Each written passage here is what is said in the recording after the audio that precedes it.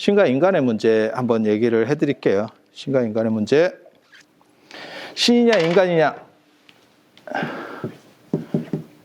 신과 인간의 문제는 인류가 계속해서 했던 얘기입니다. 그리고 태초에 모든 지구의 모든 거를 만들었다라고 하는 거는 모든 문명에서 나오는 거예요. 신이에요. 신. 네, 신이에요. 그런데 유럽에서는 그 신이 절대 신이라기보다는 약간 다신으로, 그게 히랍신화, 그리스 로마 신화 같이 되면서 결국은 인간으로 움직이고, 그 신이 인간으로 움직이고. 되게 재밌는 차이예요. 유럽은 신에서 인간, 히랍신화예요. 히랍신화. 그래서 히랍 철학이 움직이는 시대가 되고, 그 다음에 다시 중세로 넘어가면 기독교 전통에 입각한 신중심으로 갑니다. 그리고 이것이 다시 르네상스를 통해서 인간 중심적으로 바뀌었죠. 그리고 이게 지금 어떻게 보면 전 세계를 지배하고 있는 기본 틀이죠. 기본 틀이죠. 인도도 처음에는 신입니다. 그리고 붓다나 이런 추계 시대가 왔을 때 인간으로 바뀝니다. 주된 흐름이 인간으로 바뀌고, 그걸 나중에 바라문교라는 게 이제 다시금 그것들을 자신들의 그 역량을 모아서 만든 게 지금 힌두교예요. 그래서 얘네는 신으로 끝납니다. 지금도 신중심이라고 보면 돼요. 그래서 인도에는 뭐라고 얘기하냐면 인도인보다 많은 신이 있다. 되게 재밌어요. 도대체 지그들도 몇 명인지 모르겠다.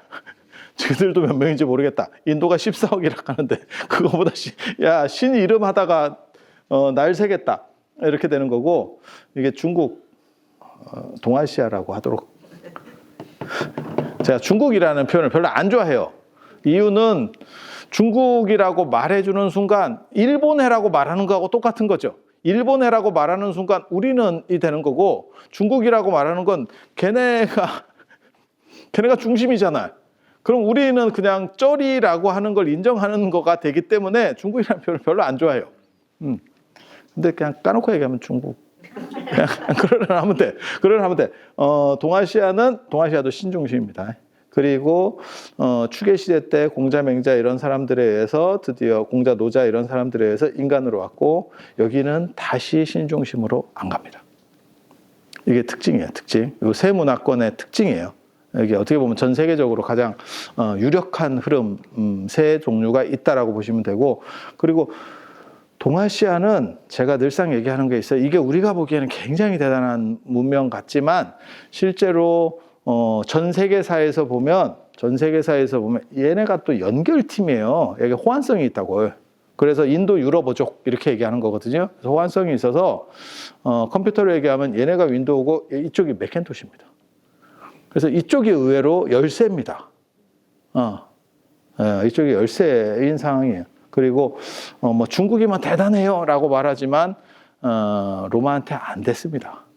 당나라가 돼야 중국이 드디어 전 세계 최강국으로 올라오는 겁니다. 역사는 그렇게 되는 거예요. 우리가 너무 막 옆에 있으니까 커 보이는 거예요. 그거는 달과 태양이 비슷한 크기로 보이는 거하고 똑같은 거예요. 착시현상. 얘네 입장에서는 좀 많이 떨어지게 봅니다. 그게 제가 어저께 말씀드렸었던 무언가 정신적인 걸 가지고 쟤네에게 충격을 한번 주고 싶은, 사실은 이게 동아시아의 자존심과 관련된 문제라고 생각을 하는 거예요. 그냥 무슨 뭐 가전제품 100색 가전 몇 개 더 만들어 가지고 팔아먹고 행복해요라고 하는 건 너무 유치하다라고 생각하는 거예요. 걔네가 버린 거, 그런 잔돈 나오는 거, 그거 열심히 팔아가지고 자존심 상해서 이거는 안 되겠다라고 생각하는 거예요. 우리 생각에는. 그래서 정신적인 걸로, 너네가 더 본질이라고 생각하는 정신적인 걸로 뭔가를 보여서 동아시아의 가치를 한 단계 높이겠다. 야심찬 기획입니다. 될지 안 될지는 잘 모르겠고요. 자, 요렇게 있고, 이게 되게 재밌는 게 신과 인간의 선택에서 재밌는 게 있어요. 예수를 신으로 볼 거냐 인간으로 볼 거냐, 이것도 있었습니다. 예수를 인간으로 보는 인간 예수라는 팀이 있었고, 그 다음에 신으로 보는 팀이 있어요. 요게 결국은 이쪽 예수는 신쪽이 이깁니다. 이쪽 파가 이깁니다. 물론 거기서도 이제 또 문제점은 있죠. 왜냐하면 100% 신성이 아니고 마리아라고 하는 인간의 요소가 들어갔는데 저걸 100% 신으로 볼 수 있느냐에 대한 논점이 벌어졌던 거고, 그래서 이슬람에서는 무하마드는 선지자지 신이 아니잖아요. 근데 신의 아들인데 그러면 둘 다 신이어야지, 부모가 신이어야지. 근데 그게 아니라는 거죠. 그래서 나중에 그 이슬람이나 이런 쪽에서 계속 몰리니까 그 논리가 말하기가 굉장히 어렵죠. 그러니까 성부, 성자, 성신의 삼위일체설이 나오기 시작합니다. 같은 걸로 퉁 이렇게. 근데 그게 어떻게 같은 거지? 약간 우리식으로 말하면 홍길동인데, 홍길동이 홍판서하고 같을 수 있을까에 대한 생각은 좀 있는 거죠. 그걸 그리고 끝까지 물고 늘어지는 게 이슬람입니다. 이슬람입니다. 공자도 이게 있었어요. 고문파, 금문파라 그래서 인간으로 볼 거냐, 신으로 볼 거냐. 인간 쪽이 이겼습니다. 공자는 금문파가 이겨요. 그래서 인간 공자가 이깁니다. 그러니까 어느 정도 대단한 사람들은 전부 이 논점이 한 번씩 벌어져.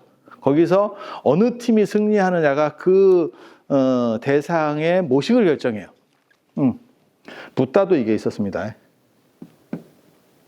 인도는 진짜 엄청나게 재밌는 답을 제시하는데 그게 뭐냐면 인간과 신 같이 다 하는 걸로 같이 다 하는 걸로. 이게 소승불교고요. 이게 대승불교입니다. 대승불교입니다. 그래서 소승불교를 보면 약간 옆집 아저씨 같은 느낌이 상당히 있고, 대승불교로 보면 뭔가를 막 들어주는 느낌이 있어. 이게 다 있어. 그래서 이렇게 가는 거고, 동아시아는 이 인본주의가 굉장히 강합니다. 인본주의가 한 번도 인간에서 신으로 넘어간 적이 없어. 신을 믿지 않느냐? 신이 있긴 있어요. 근데 신을 수단화시키는 거지, 인간 중심에서. 동아시아 신 중에서 제일 센 게 조상신입니다. 그래서 종묘예요, 종묘. 좌묘우사의 종묘, 조상신 제일 센 거예요. 유교 문화에서는.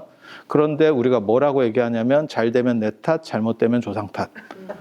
약간 절대적인 신관이 아니야. 그러니까는 조상이 나를 다 돌봐준다가 아니고 잘 되면 내가 한 거고, 아유 조상이 잘못했네. 방어 기제로 쓴다는 거는 선택 사양이라는 뜻입니다. 그게. 그래서 그렇게 가는 거고, 여기에서 이제 여기서 끝난 거는 어떻게 보면 기독교죠. 기독교죠. 그리고 저게 이제 무너질 때 보면 어떻게 무너지냐면 십자군 전쟁이 사실 기독교를 혼란스럽게 해요. 성지탈환이라고 하는 목적, 이교도로부터 이슬람으로부터의 예루살렘 성지 순례를 해야 되는데 그걸 탈환해야 되는데 그게 잘 안 되는 거예요. 잘 안 되는 거야. 그래서 그 기독교 전 역사를 통틀어서 십자군 전쟁처럼 명분 있는 전쟁이 없어요. 그건 성지탈환이니까. 그건 돈이고 뭐고 다 필요 없고 일단 성지다라고 하는 게 명분상으로는, 실제로 내용상은 모르겠고 명분상으로는 그거 같이 대단한 게 없어. 그런데 가면 가는 족족 깨집니다. 이슬람이 생각보다 굉장히 강해요. 그러니까 우리는 자꾸 기독교 입장에서만 봐서 이슬람을 이렇게 떨어지게 보는데, 만약에 그렇게 떨어지는 문화였으면 이미 밟혔어요. 이미 다 끝났을 거야. 그런데도 지금까지도 끝까지 저항하고 있잖아.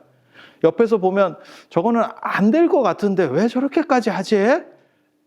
하마스 뭐 이런 것도 마찬가지잖아. 저게 안 되는 게 뻔히 보이는데 왜 쟤들은 죽는지 모르면서 저렇게 끝까지 가지? 뭔가 말하려는 강렬한 메시지가 있고 그들의 내용이 있는 거예요. 우리는 단지 그쪽 내용을 못 듣는 겁니다. 한쪽 방향 것만 듣고 있기 때문에. 그래서 이슬람이 생각보다 강해요. 이슬람에 대해서. 그리고 보고 있으면 되게 재밌거든. 이슬람이라고 하는 게 논리 구조가 생각보다 탄탄합니다.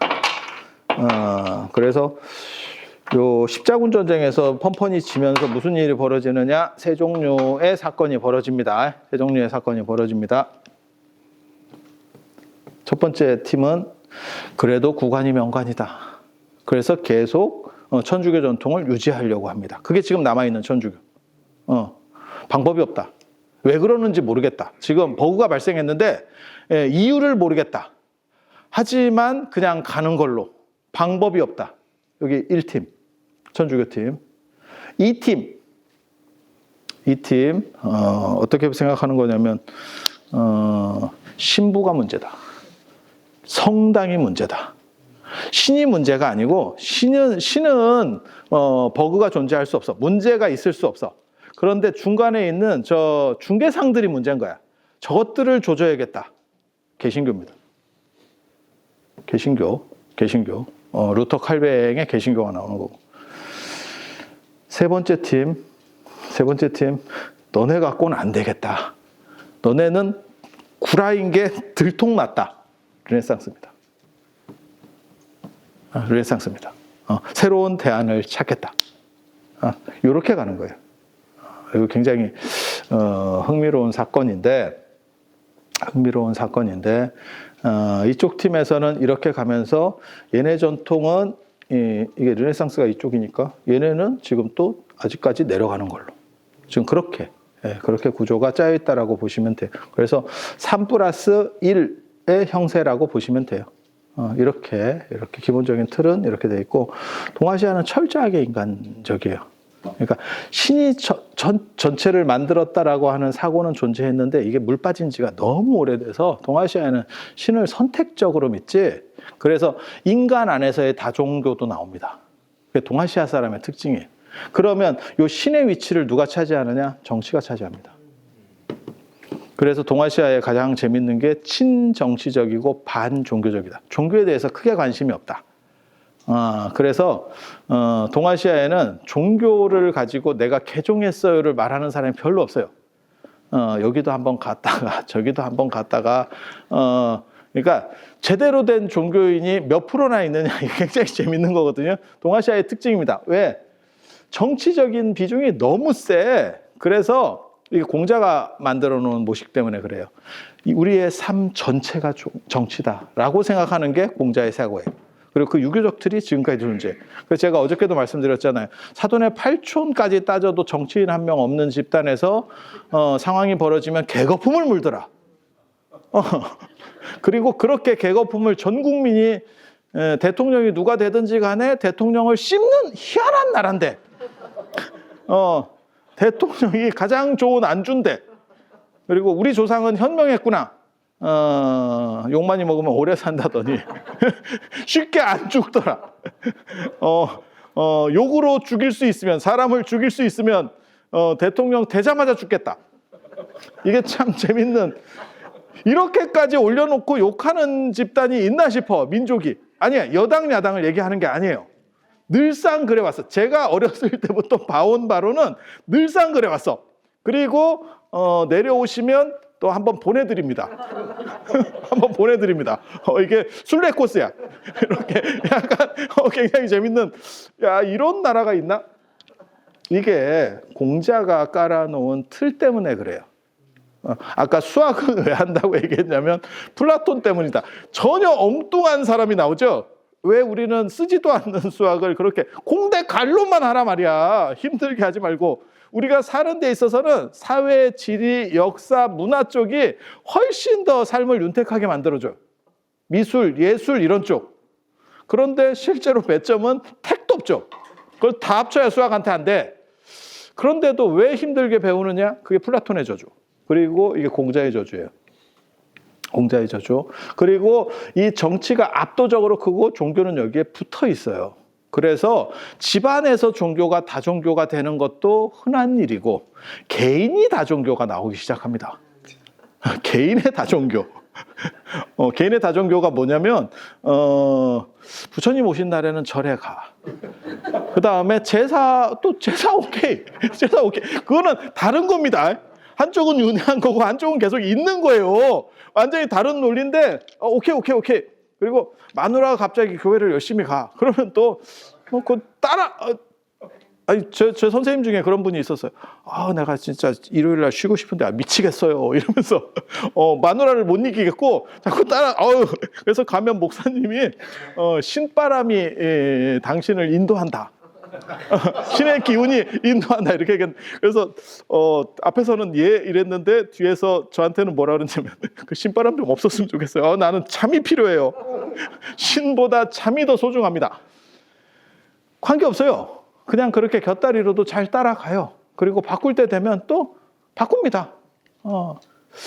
지금은 잘 모르는데 여러분 세대 중에서 가장 기독교로 바뀌는 이유 중에 하나가 장남인데 제사 지내기 싫어요. 그럼 갑자기 교회를 가. 유산은 물려받고 교회를 갑니다. 야, 그러면 유산을 토해야지. 안 토해. 그건 됐고.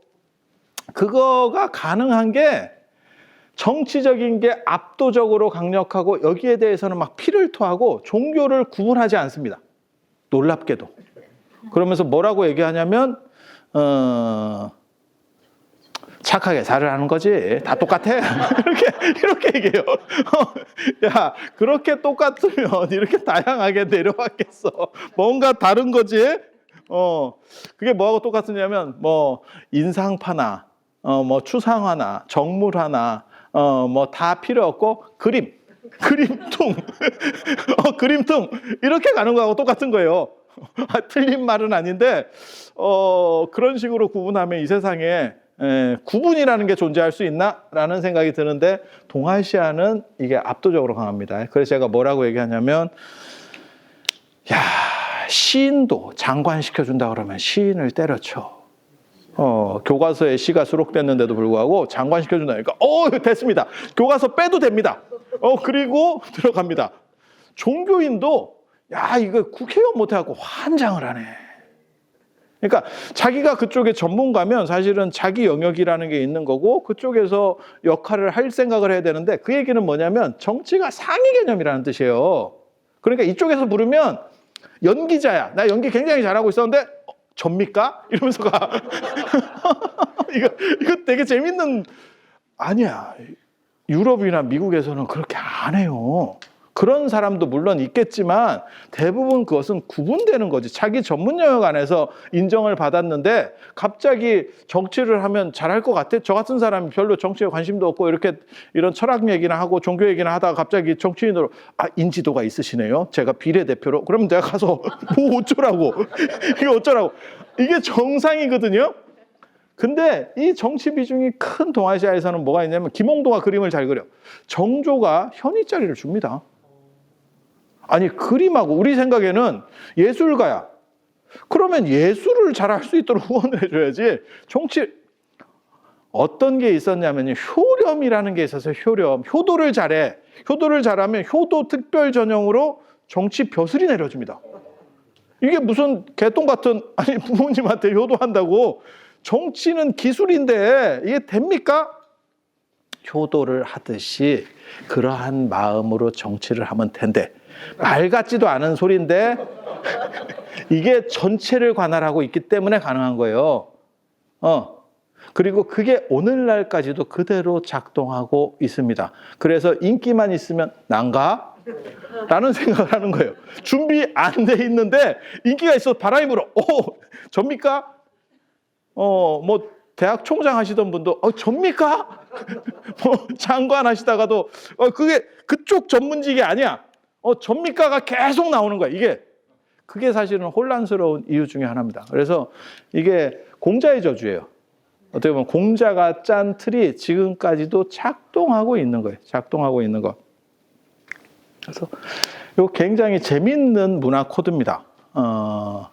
여러분도 똑같잖아요. 지금 다 관심 있어. 지금 막 이렇게 하면 막 명상하러 왔는데 명상은 됐고 그쪽 입 닥치고 이거 지금 그러면 영향이 있는 분은 모르겠는데 영향이 별로 없을 것 같은 분도 계속 관심 있어. 그게 왜 그러냐면 삶 전체가 정치래.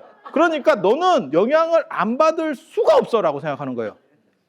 그게 깔려 있는 거야. 그래서 아무리 찌리한 사람도 대통령을 씹는 진짜 초유의 국가입니다. 그리고 대통령은 지금 현직 대통령을 얘기하는 게 아니야. 도대체 책임 범위가 어딘지를 모르겠어. 거의 신적인 책임 범위를 가지고 있어. 내가 잘못한 거는 내가 잘못한 거로 책임을 지는 거고, 내가 잘못 안 한 거는 사실은 그거는 내가 어쩔 수가 없는데 라고 해도 전부 책임을 지고. 조선시대 왕이 그렇게 책임졌어요. 천재지변이 발생하잖아요. 임금이 덕을 못 쌓아서. 이렇게 나온다니까. 야, 천재지변. 야, 가뭄인데 내가 어떻게 하라고. 그러면 임금은 어떻게 하는 거냐면 하늘에 나아가서 그 다음에 종묘에 나아가서 자기 죄를 자기 비판합니다. 내가 잘못해서 비가 안 옵니다. 웃기는 얘기거든요. 지금 생각해 보면 그 기준이 지금까지도 어느 정도 내려오는 거예요. 그래서 우리가 대통령 슈퍼맨이어도 쉽지 않겠다. 지금 같은 기준으로 올리면 슈퍼맨도 쉽지 않아. 근데 뭘 얘기하려고 하는 거면 정치적인 얘기를 하려는 게 아니고 이러한 것들을 어느 정도는 갈래를 지금 현대사회에서는 져야 돼요. 안 그러면 올라가면 누구나 다 힘들어져. 저거 못 견딥니다. 이 정도의 룰을 정하잖아요. 게다가 요즘은 또 새로운 거 들어왔잖아요. 사돈의 팔촌까지 청렴해야 돼. 예전에는 없었는데 갑자기 그 룰이 생겼어요. 또 이거 쉽지 않다. 쉽지 않다. 그래서 이게 굉장히 재밌는 방식이고, 이렇게 되는 이유는 신이 빠져서 그 부분을 정치가 담당하고 있기 때문에 그 영역이 이렇게까지 확대되는 거예요. 이렇게까지 확대되는 거예요. 불교는 정확하게 말하면 개인주의적입니다. 불교는 개인주의적이에요. 그리고 붓다가 성공한 거는, 붓다가 제시한 철학적 견해는 제일 핵심은 뭐냐면 관계성이라고 하는 거예요. 신이라고 하는 것이 절대적으로 계속 존재한다라고 모든 문화권에서 시작은 다 신이에요. 그건 인간이 연약하기 때문에 뭔가 강자에 대한 의지라고 하는 거거든요. 강자에 대한 의지. 누군가 나에게 해구산으로 덮어줬으면 좋겠어 라는 생각에서 시작되는 거예요. 그리고 나중에 전쟁 양상이 계속되면 신에 대해서 의심이 들기 시작하는 거고, 이제 도시국가들이 만들어지고 전쟁이 되면 제갈량 생각하시면 됩니다. 신에게 기도가 필요한 게 아니고 계략. 제갈량이 뭘 해서 성공한 분이냐면요, 첩보전입니다. 제갈량이 첩보전을 가장 잘 썼던 사람이에요. 그러니까 그 당시에 첩보전이 그렇게까지 발전하지 않았는데 제갈량은 계속 첩보전을, 그것의 비중을 엄청나게 생각하는 사람이에요. 그래서 옆에 사람들이 볼 때는, 그 개념이 부족한 사람이 볼 때는 신통으로 보고 있는 겁니다. 왜 어떻게 저게 저렇게 움직이는지를 알지? 첩보전입니다. 그게 제갈량이 성공한 이유거든요. 그 얘기를 바꿔 말하면 신에게 대한 기도가 중요한 게 아니고 인간의 머리 굴리는 게 중요한 거고, 그 머리 굴리는 데서 전쟁은 윤리가 없습니다. 그냥 승리하면 되는 거예요. 마치 2차 대전 때 진주만 공습 때리고 선전포고 하죠. 선전포고 하고 때리는 게 아닙니다. 때리고 선전포고 하는 거예요. 야, 저런 치사한 놈들이 있나? 전쟁은 원래 그런 거예요. 전쟁은 원래 치사한 거예요. 그러니까 윤리고 자시고 정의고 다 필요 없고, 전쟁 상황이 도시국가들에 의해서 반복되면 신에 대해서 의심이 들기 시작하는 거예요. 신이 존재하느냐? 신이 존재한다면 도대체 쉽게 말해서 이라크가 미국에 진 이유가 걔네가 신심이 부족해서 그러냐? 이라크가 더 신앙적일 것 같은데, 미국보다. 그냥 딱 생각해봤을 때 이라크 쪽이 아닐까? 근데 졌지? 그러면 이게 신의 문제냐? 애가 벌어지는 거예요. 그러면 저거는 중동의 신하고, 그러니까는 알라하고 여호와의 문제 아니냐? 어떤 신이 세냐의 문제 아니냐? 100년 전쟁이나 이런 거 붙이면 같은 신입니다. 같은 신입니다. 이제 누가 우리 편이냐? 근데 그게 문제가 아니고, 인간의 지략이라고 하는 게 되면서 사실은 나중에 이 인본주의적으로 한 번씩 넘어가는 거거든요. 신의 한계를 자각하면 그 다음부터는 인간의 논리 구조로. 그런데 인간으로 그러면 다 해법이 되느냐? 제가 얘기할 때 뭐라고 얘기하냐면, 제가 4차 산업이나 인공지능 얘기할 때도 늘상 하는 얘기가 있습니다. 아무리 기술이 발전해도 그것은 편리성을 주지 행복을 담보하지 않는다. 지금 우리가 사는 삶의 방식이 조선시대 임금보다 편해요. 그러면 여러분들이 만족하느냐? 그렇지 않습니다. 그리고 그 행복에 대한 추구가 유기체에게 존재하는 한 신은 사라지지 않을 것이다. 신은 맞는 키거든.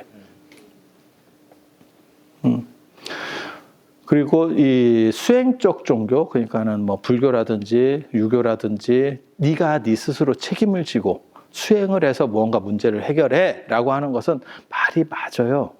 하지만 그것은 힘들어요.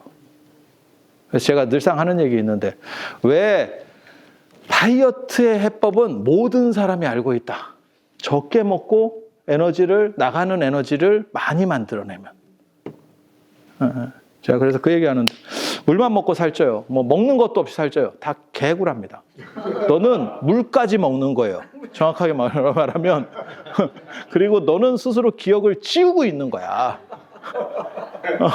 만약에 물만 먹고 살찌고 그 다음에 뭐 먹는 것도 없는데 막 살찌고 막 스트레스 받아서 살찌고 6.25 때 이런 때 살찐 사람 거의 없었습니다. 그 이상 전쟁보다 스트레스 많은 상황이 없습니다.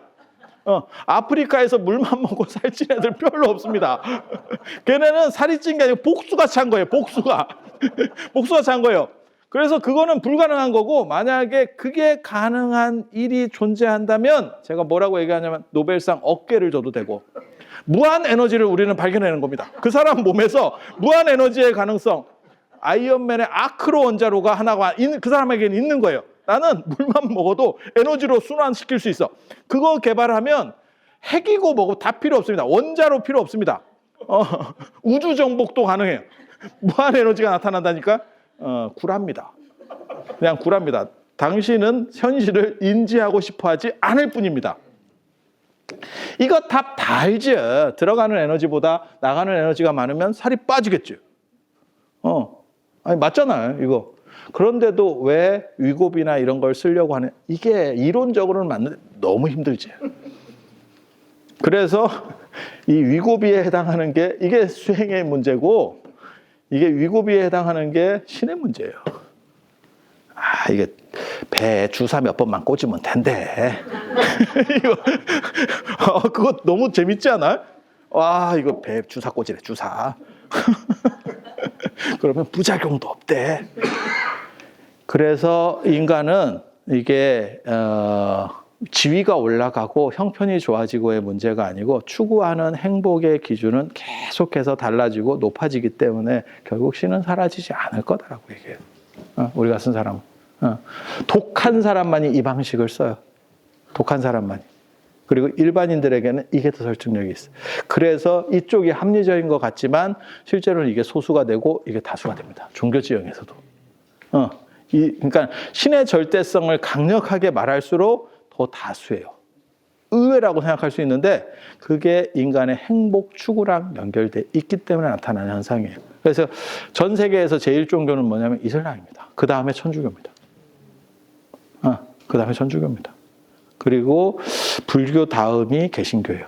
개신교는 사실 그렇게 많지는 않아요. 세계적으로 봤을 때는 그냥 그렇게. 그래서 신을 강조하는 쪽이 오히려 더 쉽게 말해서 인구가 더 많아. 종교인구가 더 많아. 그리고 유럽은 아마 나중에 이슬람에 먹힐 겁니다. 애 안 낳다가 계속 들어와서 애 낳으면 예전에 중국이 미국을 먹으려고 하는 원대한 계획을 했죠. 저도 듣고 이게 제정신인가 싶은 계속해서 이민을 보낸다. 애를 계속 낳는다. 시민권을 확보한다. 중국 출신의 대통령을 뽑는다. 야, 근데 그냥 허경영 같은 생각이라고 생각했는데 유럽에서 그게 가능하죠, 지금. 야, 지금 저런 식으로 가면 스웨덴 뭐 이런 거 보니까 야, 저런 식으로 한 두세 대 정도 가면 야, 완전히 못 키겠다. 쟤네 지금 못 키겠다. 왜냐면 이슬람은 낙태가 안 돼요. 힘 닿는 대로. 우리는 흥부의 후손이다. 이래가지고 덤비니까 이게 뭐 게임이 안 돼. 걔네는 지금 결혼도 안 하려고 하는데 이쪽은 흥부야. 이게 정의는 무엇인가 이게 굉장히 재밌는 거예요. 어떤 방식으로든 승리하면 결국 이기는 거냐? 정의로운 것이 꼭 승리하느냐? 이거 굉장히 재밌는 거예요. 그래서 이렇게 가는 거고, 그 다음에 불교 쪽에서 붓다가 얘기한 진리는 이게 굉장히 재밌는 거예요. 기존의 신들이 무언가를 만들었다는 설정이 있고, 이것을 극복하는 과정에서 요소론이라는 게 나옵니다. 화학처럼 어떤 것들은, 그러니까 모든 것들은 사실은 어떤 구조가 있는 거야. 그리고 그것의 결합에 의해서 상태가 바뀌어 라고 얘기하는 거예요. 사실 이 생각이 붓다가 한 게 아니에요. 그 전에 신에서 인간으로 넘어가는 초기 단계에서. 그래서 히랍 철학에서도 데미크리토스의 원자론, 그 다음에 뭐 탈레스는 불, 헤라클레이토스는 불, 이런 식으로 어떠한 요소들을 얘기하는 게 나오는 거예요. 요소를 얘기하는 것들이 나오는 거거든요. 그래서 요소설들을 주장을 하는데, 요소의 결합 관계. 지금도 우리가 화학 생각하시면 돼요. 되게 재밌잖아. 사실 어떻게 따지고 보면 인간은 그 얘기 있는데, 인간을 재료비로만 계산하면 $100도 안 된대. 재료비로만 따지. 근데 $100 안 될 것 같아. 이게 원심 분리에 돌려가지고 재료로다가 이렇게 분리를 하면 대부분 물이잖아. 제일 싼 거잖아. 싼 거. 물이 뭐 생명의 시작이다라고 하는데, 전 우주에서 가장 흔한 것 중에 하나죠. 대부분 값싼 거고, 이렇게 좀 덩어리 조금 있는데 뭐 몇 푼이나 나가겠어. 그냥 딱 봐도. 그래서 그렇게 가는 거고, 그러면 물질이 인간보다 대단한 게 여러 가지 많이 있어요. 그리고 그 요소의 결합을 약간씩만 바꿔주면 인간과 뭔 차이가 있나 싶은 생각이 드는 거죠. 그런 생각들을 했어요. 그리고 이게 이제 법칙성으로 움직인다라고 생각하는 거예요. 어떤 요소에 의해서 어떤 법칙적 작동이 한다. 이게 진리다라고 생각하는 거예요. 진리에 대한 추구가 이런 식으로 변화하거든요. 히랍 철학에서 나타나는 거고, 인도에서도 나타나는 앙상이에요. 어떤 요소들의 어떤 식의 작동. 붓다는 여기서 뭘 얘기하냐면 이것의 관계성을 얘기합니다. 이게 불교가 인도에서 짱을 먹게 되는 이유예요. 뭐하고 똑같은 얘기냐면, 요소라는 거는 신이 인간에게 부여한 거는 사실은 생명을 부여하는 게 아니고, 우리는 눈, 귀, 코 이런 것들을 다 가지고 있어. 이런 요소들로 되어 있어. 라고 그냥, 부품은 우리가 다 있는 거예요. 그런데 붓다는 뭐라고 얘기하는 거냐면, 이 부품의 관계성이 너를 규정한다. 뭔 얘기냐면, 미남이나 평민이나 추남이나 똑같이 오간을 가지고 있다는 거예요. 단지 거기서 전후 좌우의 1cm 간격으로 차은우가 만들어집니다. 차은우가 만들어집니다. 인생이 편합니다. 차은우가 만들어지면 인생이 편해요. 보통 사람이 되잖아요. 우리 같은 이제 보통 사람이 되잖아요. 열심히 살아야죠. 열심히 살아야죠. 큰 차이가 있느냐? 재료의 차이가 있느냐? 차은우는 눈이 3개냐? 아닙니다. 아닙니다. 그 관계성이 중요하다. 그것은 좌우 상하의 1cm 차이에서 그 디자인입니다. 정확하게 말하면 디자인. 미술적으로 얘기하면 비례하고 디자인이에요. 그런데 그거에 의해서 결정되는 거예요. 그래서 의미는 신이 만들었느냐 요소냐가 문제가 아니고, 그것의 결합 구조가 결정한다. 그리고 이 결합 구조는 되게 재밌는 게, 이 디자인이 계속 좀씩 바뀝니다. 그러니까 미남이라는 개념, 그 다음에 미녀라는 개념이 시대마다 다 좀씩 틀려요. 양귀비 같이 이렇게 육덕이 먹어줄 때도 있고, 조비영 같이 얍실얍실한 사람이 먹어줄 때도 있어요. 양귀비는 이렇게 뚱뚱한 여자예요. 굉장히 뚱뚱합니다. 묘사된 걸로 보면. 그거는 풍만한 이미지가 먹어주던 시절. 그리고 조비여는 작중장모, 손바닥 위에서 춤을 춘다라고 할 정도로 얍실얍실. 거짓말입니다. 거짓말이고, 배가 기우뚱했는데, 배에서 이렇게 황제하고 놀고 있었는데, 배가 기우뚱해서 황제가 얼마나 조비연을 이뻐했냐면, 그 발목을 떨어질까 봐 발목을 잡아줬다는 거예요. 황제가 몸을 날려서. 그랬는데 애가 굉장히 얍실얍실해서 그렇게 기우뚱하는 순간에도 스핀을 돈대. 차, 트리플 악셀을 밟았대. 그래서 손바닥 안에서의 작중작무라는 말이 나오는 거예요. 춤을 춘다. 그 정도로 얍실얍실하고 딱 이렇게 주머니에 넣고 다닐 것 같은 그런 스타일. 그러니까 시대마다 먹히는 스타일이 다 달라요. 조선시대 미녀는 네모입니다. 이게 조선시대 미녀상입니다. 아, 진짜. 왕실 여자가 되기 위해서는 네모여야 됩니다. 그리고 네모를 만들기 위해서 여기 잡터를 다 뽑습니다. 실로 뽑았습니다. 그 미녀 기준이에요. 지금은 저게 저주받은 진짜 돌려깎기 해야 되는 굉장히 돈이 많이 들어가는 그런 인물이 미녀예요. 아, 이게 다 다르다니까요. 그래서 두 가지가 있는 거예요. 관계성은 시대에 맞는 관계성이냐. 절대점이 없다는 거예요. 그러니까 진리라고 하는 것은 실제로 어떤 절대성이 있는 게 아니고 먹히는 게 진리다. 라고 하는 변동적 진리관을 제시합니다. 이게 붓다가 성공한 이유예요. 성공한 이유. 그래서 이거는 사실은 어떤 시스템이든지 그 변동성을 잃어버렸을 때는 죽는다라는 생각을 했을 때는 굉장히 타당해요. 근데 선제적으로 이렇게 변동할 수 있느냐? 이 문제와 관련해서 나오는 게 인간의 문제입니다.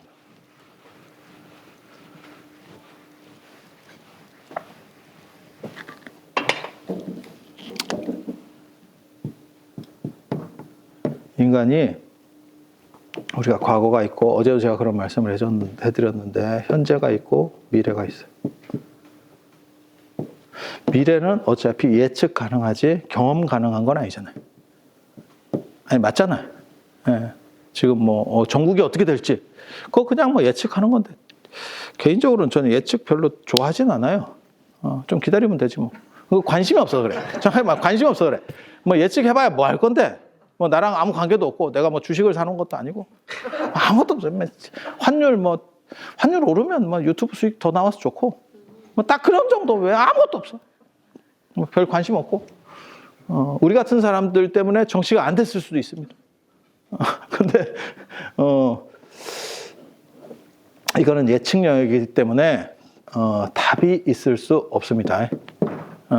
그냥 가능성이 큰 게 있을 수 있는 거지. 가능성이 큰 거지 정답은 없어요. 과거는 경험 영역이에요. 경험 영역. 그래서 답이 있다라고 생각합니다. 하지만 분명한 건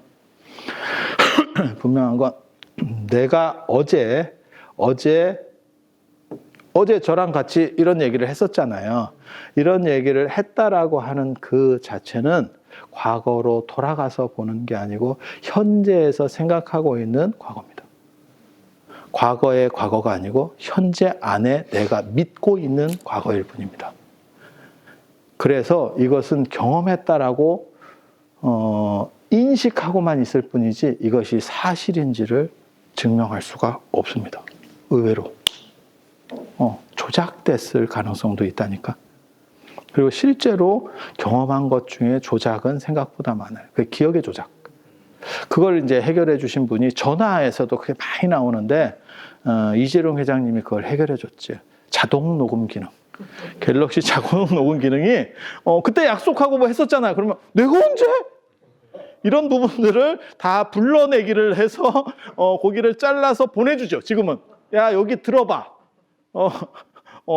근데 그게 왜 그러냐면 속이려고 속이는 게 아니고 사람의 관점이 딴 데 가 있으면 안 들리고 생각을 착각하는 거예요. 굉장히 많아요. 저도 착각을 굉장히 많이 하더라고요. 그거는 제가 녹화하면서부터 알게 된 거예요. 그러니까 사람 저 설명 같은 거 할 때만 사람 이름 막 얘기하고 뭐 어쩌고 얘기하면 저걸 내가 왜 착각을 해? 라고 하는 거를 착각합니다. 그러니까 몰라서 착각하는 게 아니고 모르는 건 무진 거고 아는데도 헛나가는 거예요. 그런 경우들이 있어요. 그런 오류들이. 그래서 경험이라고 하는 것이 진실은 아니에요. 그리고 지금 우리는 언제나 현재에서의 과거만 추론해 볼 수 있지 과거로 되돌아갈 수 있는 방법은 현재까지는 없습니다. 그래서 우리가 사는 것은 미래 예측, 요거 현재 안에 있는 겁니다. 미래에 있는 게 아닙니다. 그러니까 우리가 사는 것은 오직 현재만 있어. 현재만 있어. 그리고 현재라는 것은 과거와 미래가 충돌하는 그 접점이에요. 부싯돌을 두 개를 치면 불꽃이 튀기는 것처럼. 그리고 이것은 규정되어 있는 게 아니고 계속 변화하는 흐름입니다. 아니, 그렇지 않을까? 그렇게 가는 거예요. 그렇게. 그러면 저기에 정답이 있을 수 있느냐? 이게 정답이 없어. 정답이 없어. 정답이 없으면 내가 정하는 게 정답이다. 아니, 그게 지금 명상과 관련해서 해드리려고 하는 얘기예요. 자, 젊었을 때 잘 나갈 때도 있었어. 근데 지금은 상태가 조금 안 좋아졌어. 머리에 만년설이 내려 있어. 히말라야야. 이게 머리에 이렇게 만년설이. 아니야. 인생이 그런 거예요. 어쩔 수가 없어. 우리 거사님처럼 차라리 그 북극 모드 괜찮습니다. 전체를 다 이렇게 설원으로. 그것도 한 방법이야. 근데 이제 염색하시는 분들은 이렇게 쫙 올라오죠. 봉우리부터. 저같이 이제 큰 스님들은 이렇게 다 보이거든. 이렇게 지나가면, 다 보여요. 누가 염색을 좀 덜 했구나. 이 양반이 좀 게으르네. 당신은 잘 안 보이는 것 같더라고. 이게, 왜냐면 여기서부터 올라오니까 이걸 이렇게 해서 뭐 보기가 쉽지 않으니까. 그래서 그렇게 이제 변화하는 건데, 그거를 과거에 내가 어땠어가 아니고 사는 것은 오직 지금만 있다는 거예요. 그리고 이것은 지금만 존재하면 비교 대상이 없다니까요. 어저께도 제가 이걸 다른 논리로 비슷한 얘기를 해드렸는데, 비교 대상이 없으면 지금 너의 모습 그 자체가 완전성이다. 늙음이나 젊음은 네가 생각하는 추론일 뿐이다. 네가 전에 젊었었다라고 생각하는 것도 실제로는 지금 생각하는 과거에 대한 기억일 뿐이다. 그리고 그것은 정확하게는 과거가 아니고 현재다. 미래의 예측도 실제로는 현재다. 그리고 너는 언제만 존재하느냐? 지금만 존재한다. 그리고 그 지금은 하나 유일하게 존재하기 때문에 비교 대상이 없다. 그러니까 너는 지금 나이가 들었어. 나는 전에보다 만족스럽지 않아. 그것은 성립되지 않는다. 그건 성립되는 조건이 아니다. 그것은 여러분들이 착각하고 있는 거다. 지금 이 자체로서의 완전성을 인지해라. 이게 당나라 때 선이 말하는 거예요. 그러니까 붓다가 돼서 완전해지는 게 아니고 지금 그대로의 완전성. 그것은 나이가 들었을 수도 있고 젊었을 수도 있고 팔다리가 어디 좀 장애가 있을 수도 있고 그 자체가 다 완결된 완전성이라더라. 그렇게 자각하면 모든 사람은 동시에 행복할 수 있다. 균형을 이루어서 모두가 평등해서 행복한 게 아니고 불평등한 그 자체가 곧 완전한 평등이다. 그래서 제가 그 얘기하는데 행복이라고 하는 게 뭐냐면 즐거움이다라고 생각하지 마라. 행복은 즐거움이 아니고 괴로움과 즐거움 모두를 포함할 수 있는 개념이 행복이다라고 이해하면 너는 언제나 행복하다. 그게 카오스의 철학이에요. 저게 지금 카오스의 철학. 혼돈을 긍정하는 철학. 그리고 저기에서의 판단잣대는 뭐냐? 객관적인 게 존재하는 게 아니고 유일하게 존재하는 것은 나의 판단. 미학적 판단이에요. 미학적 판단. 그러니까 철학적 판단이 있고 미학적 판단이 있어요. 철학적 판단은 아파트 같은 거. 아파트는 이게 10억짜리야. 그러면 금매로 내놔도 8억, 7억 원 받아요. 값이 정해져 있는 거예요. 어느 한정대로. 많이 받으면 뭐 12억을 받을 수도 있는 거고. 하지만 10억짜리를 20억, 30억은 이거는 동시에는 불가능해요. 값이 연차에 의해서 올라갔으면 가능하지만 불가능한 겁니다. 값이 정해져 있으니까. 조금 더 주고 살 사람, 조금 쉽게 살 사람은 있어도 그 변동폭에서 변동폭이 정해져 있는 거지. 이렇게 움직이는 변동폭이 이렇게 정해져 있는 거지. 미학은 문화재하고 같은 거예요. 문화재는 눈이 이렇게 그쪽에 꽂힌 사람은 10억, 20억을 주고도 삽니다.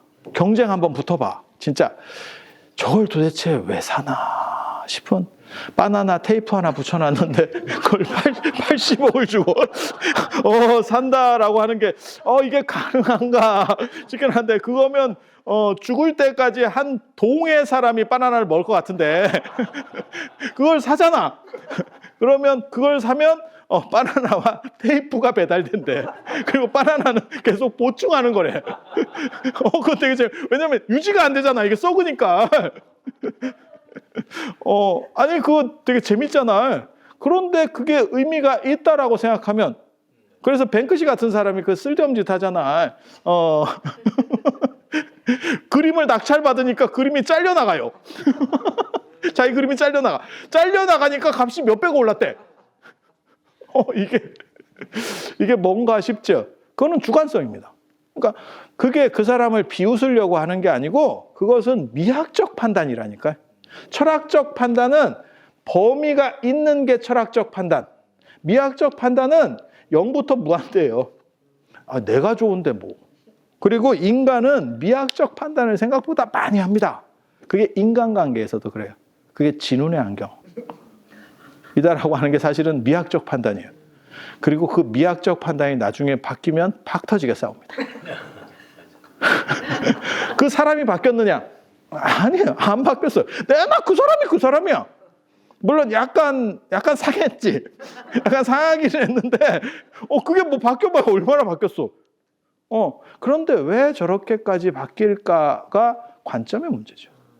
그래서 그 관점을 내가 주도할 수만 있으면 어느 상황에서도 행복의 코드는 무너지지 않는다더라.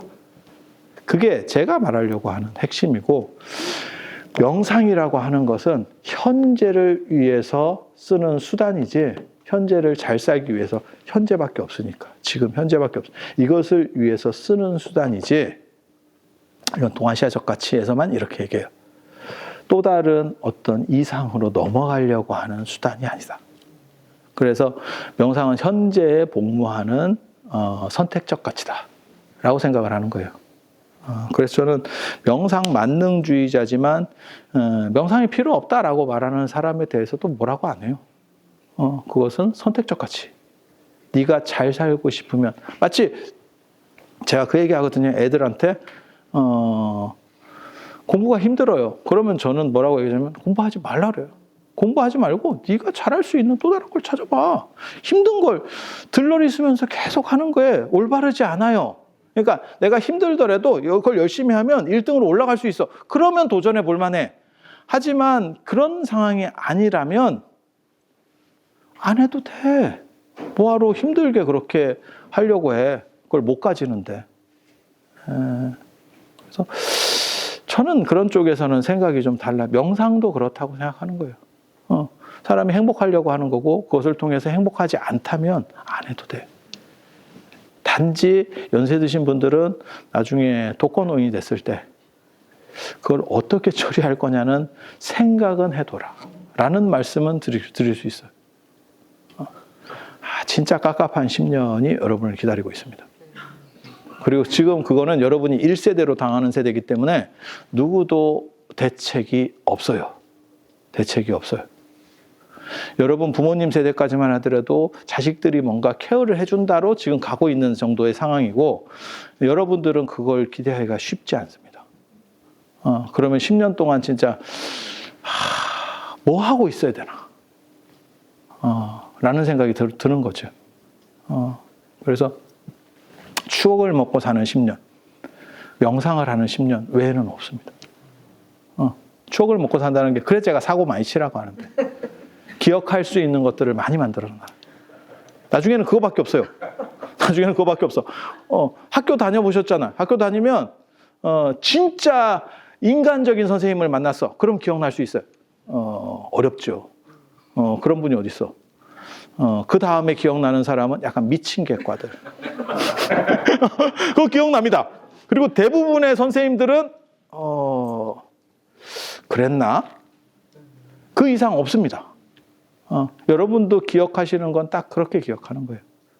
그래서 움직일 수 있을 때 움직이고, 최대한 많은 경험들, 그 다음에 추억들을 만들어 가야 돼요. 그렇지 않으면 나중에 기억할 것도 없습니다. 너무 슬픈 거예요. 갇혀서 부자유한 게 아니고 자유로운데 스스로 갇혀있는 상황 속에서 어떻게 탈출할 거냐. 그리고 명상이 그것의 일정 부분의 해법을 제시할 거다라는 정도를 얘기할 수 있고, 또 한 가지는 뭐냐면 어저께도 제가 말씀드렸지만 하드웨어도 문제고, 하드웨어가 터져도 이게 기능이 작동이 안 되는 거고, 소프트웨어가 문제가 돼도 작동은 안 되는 겁니다. 그리고 여기는 지금 눈에 보이는 거라서 많은 사람이 신경을 써요. 운동도 하고, 뭐 음식도 잘 드시고, 그 다음에 약도 뭐 챙겨서 먹으려고 하고, 이게 가면 어떻게 할 거냐. 그리고 가진 게 많은 사람일수록 잃을 때의 그 상실감이 더 커요. 그래서 제가 그 얘기 하는데, 개미는 2층에서 떨어져도 안 죽는데, 호랑이 높은 데서 떨어지면 죽더라. 왜냐면 등치가 크니까. 개미 10층에서 떨어져도 안 죽어요. 뭐 어쩌라고. 이렇게 가는 거야. 진짜라니까. 진짜라니까. 데미지 별로 없음. 뭐 뺏길 거 별로 없음. 뭐 이렇게 가는 거예요. 뭐 어쩌라고. 그런데 높이 올라가면, 이게 그걸 주역에서는 항용유해라고 합니다. 끝까지 올라간 용에게는 반드시 후회함이 있다. 내려가야 되는데, 내려가자니 쪽팔리고 가오가 무너지고, 올라가자니 더 올라갈 때도 오고, 이제 이렇게 되는 거예요. 그래서 그런 문제에 봉착했을 때 스스로를 어떻게 다잡아갈 거냐에 대한 문제. 셌을 때 그것이 극복될 거다. 불가능합니다. 불가능합니다. 아무리 위대한 정치인, 뭐 종교인이라도 90 넘고 제정신인 사람을 별로 못 봤습니다. 그러니까 연세 드시면 지혜롭다. 그거는 예전에 일찍 죽을 때 얘기입니다. 한 50 정도에 죽을 때 얘기고, 지금은 80이 넘어가면 보호 대상입니다. 환자입니다. 그런데 문제는 센 사람들은 자신이 환자라고 인정하지 않습니다. 나는 그게 자기가 무너진다는 거에 대해서 인정하고 싶지 않은 거예요. 그거 진짜 무서운 겁니다.